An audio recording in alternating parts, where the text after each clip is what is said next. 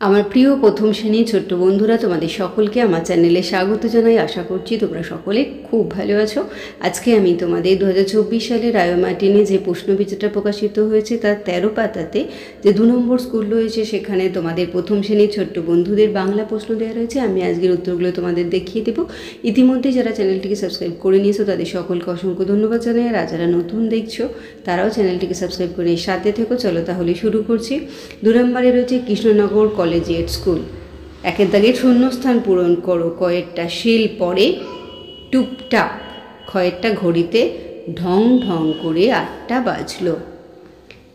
14 পাতাতে 2-এর দাগে দেখো নিচের প্রশ্নগুলির উত্তর দাও। কয়েকটা বাবা জেঠুর কে হয়, লিখবে বাবা জেঠুর ভাই হয়।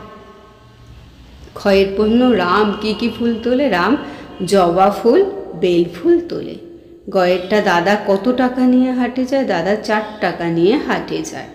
ঘয়েরটা হাসানের বাড়ি কোথায়, হাসানের বাড়ি নদীর ধারে। এবং গয়েরটা একটি জলচর পাখির নাম লেখো মাছরাঙা।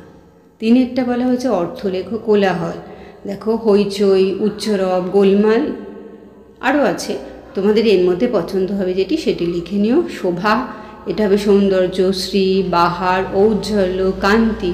তোমাদের যেটা সহজ মনে হবে সেটা লিখবে তোমরা।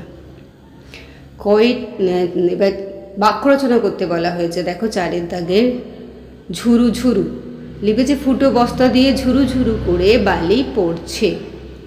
তাহলে আমার প্রিয় প্রথম শ্রেণীর ছোট্ট বন্ধুরা, আজকে তোমাদের আমি 2024 সালে রায়োমার্টিনে যে প্রশ্নবিচিত্রা প্রকাশিত হয়েছে তার 13 নম্বর পাতায় যে 2 নম্বর স্কুল রয়েছে সেখানে তোমাদের প্রথম শ্রেণীর বাংলার প্রশ্ন দেওয়া রয়েছে, যেটা দ্বিতীয় পর্যায়ক্রমিক মূল্যায়নের অর্থাৎ সেকেন্ড ইউনিট টেস্টের। আমি তার উত্তরগুলো দেখিয়ে দিলাম। আশা করছি সকলেই বুঝতে পেরেছো।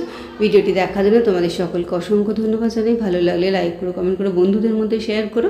আর আগামী দিনে নতুন নতুন ক্লাসগুলো পাওয়ার জন্য অবশ্যই চ্যানেলটিকে সাবস্ক্রাইব করে সাথে থেকো। তোমরা সকলেই খুব ভালো থেকো।